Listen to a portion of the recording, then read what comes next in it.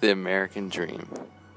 Money, education, love, humble beginnings, patriotism. Alexander Hamilton lived the American dream before it was even a thing. I mean, we're talking about a guy that grew up dirt poor because his parents abandoned him. And despite his humble beginnings, he still managed to get an education and make something of himself. He would later make a huge, huge impact on America's future. None of America's founders influenced the political system more than Alexander Hamilton. He was a member of the Continental Congress, an author of the Federalist Papers, a champion of the Constitution, a patriotic hero, and the first Secretary of Treasury.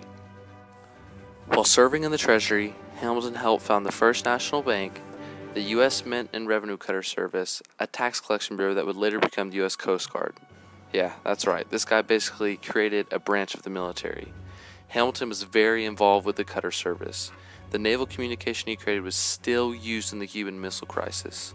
We're talking 1790s to 1960s. Hamilton and a series of private investors created the Society for Establishment of Useful Manufactures, which developed one of the first industrial centers in the United States. In 1784, he founded the Bank of New York, America's oldest continuous banking organization. And just 7 years later, Hamilton started a daily broadsheet that grew into one of the country's most successful papers, the New York Post. Now, you may be wondering, what was your man Thomas Jefferson making during all this time? If you guessed illegitimate children, you are correct.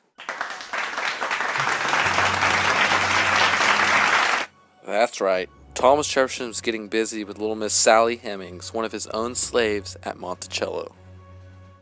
And by busy, I mean an intricate relationship with one of his own slaves that led to 6 illegitimate children. I know, it's unbelievable, right? I mean, we're talking about a guy that advocated individual rights and wrote that all men are created equal. It's crazy to think that one of America's founding fathers and U.S. presidents tricked the American people into believing that he was a man of his word. But indeed, he was just a two-faced politician. I mean, this guy wrote the Declaration of Independence. Now, I have a question to ask. What would you rather be on? A $10 bill or a nickel?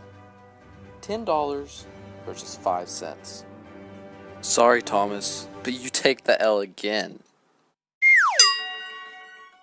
I'd rather go on a quail hunting trip with Dick Cheney than vote for Thomas Jefferson.